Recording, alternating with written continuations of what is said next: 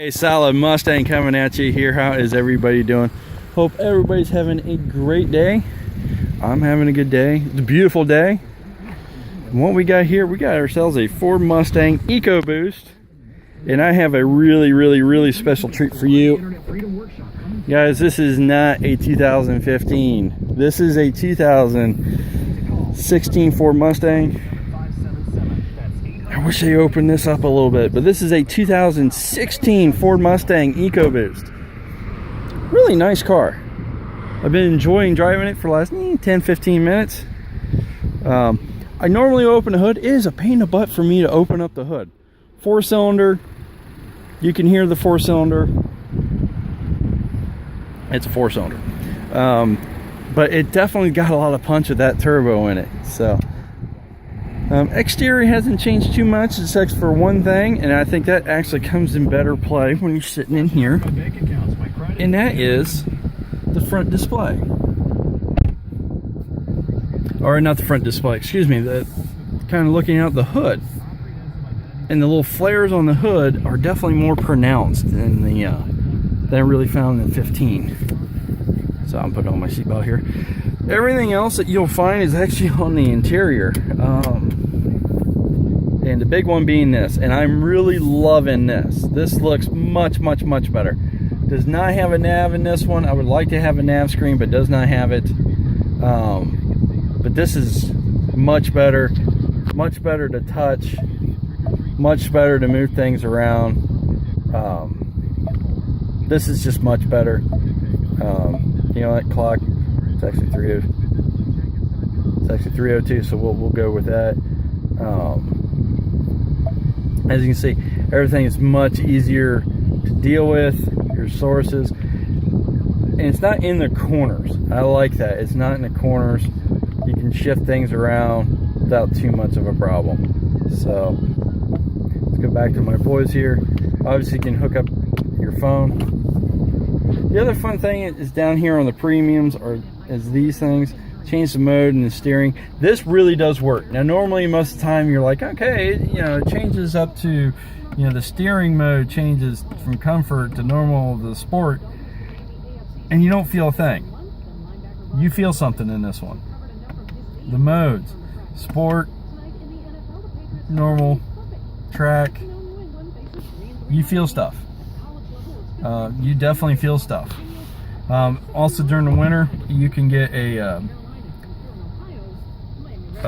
wet and snow. So let's get driving a little bit. That's the important part, right?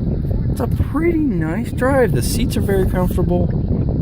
Everything else is actually very comfortable. And we're gonna have a little bit.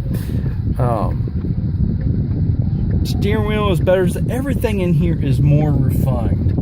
And that was kind of the problem actually I'm having with my Ford Taurus, is that it just doesn't feel refined. And it really feels like they've done a little something here to it. Now, the seats are a little hard to get the back part of the seat for me to get comfy.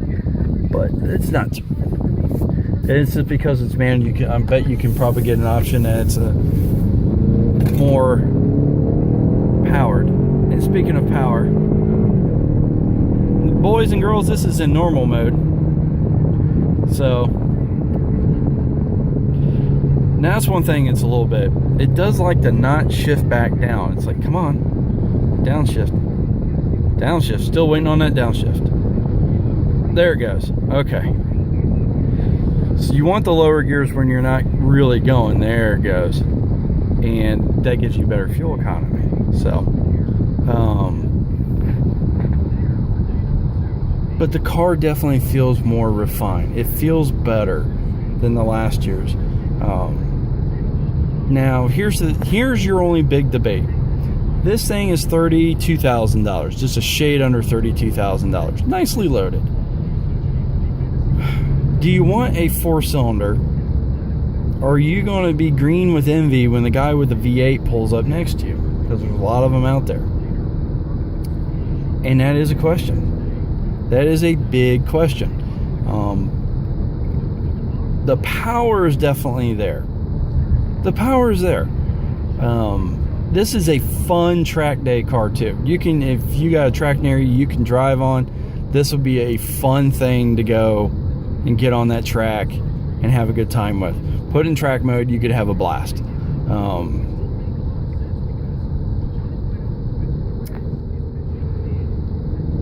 But do you want that V8? The sound, you know, some more power to it, maybe better shifting transitions, because you're not dealing with the turbochargers and everything else. You know, that's a question. That's a question worth asking yourself. But for bang for the buck, this is a pretty good car. Now, obviously, this car is supposed to get much better gas mileage than the V8. This thing is advertised at up to 32 miles a gallon on the highway. Now, that's being debated on in Motor Trend and in Consumer Reports, as you don't get that really good gas mileage unless you put the really good gas in it. Some people have been saying no, that's not true, and who are driving it. I'd have to drive it for a month. That's not going to happen.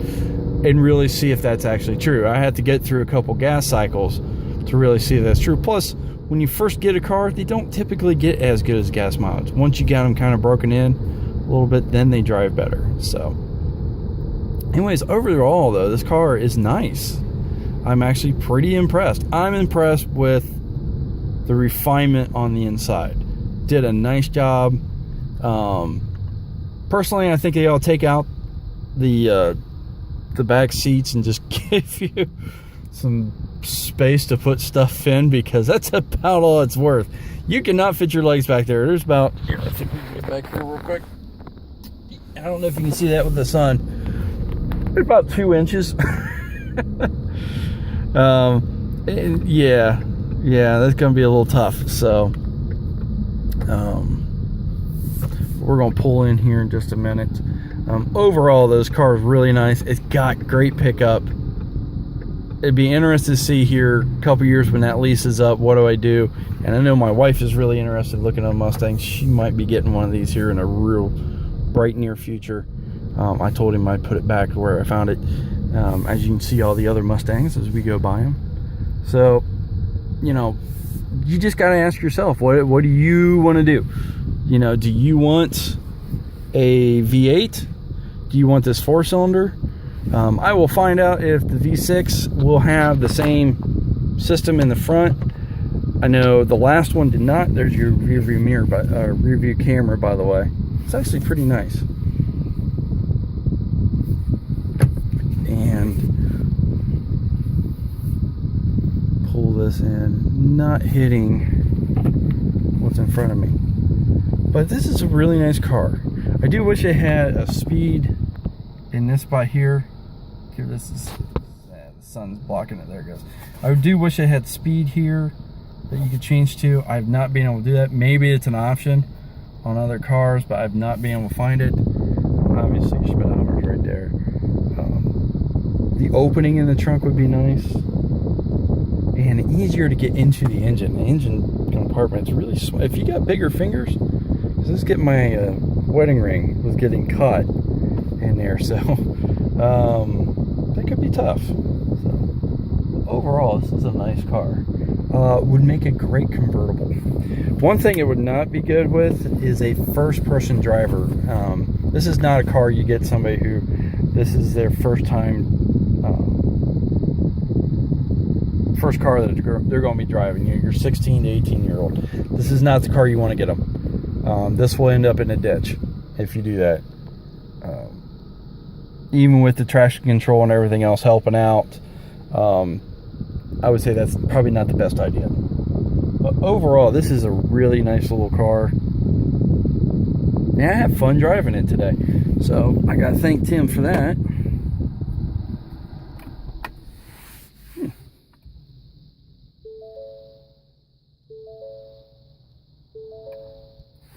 Alright, turn that off. Here's our key fob, by the way. Yes, remote start is on here, as well as the trunk release and all the normal things that you would think of. So anyways, thanks a lot for watching. I do appreciate it. Hope you enjoyed this. Got any comments or questions, do my best. Please put them down below. And thanks a lot for watching. Solid Mustang. got your 6.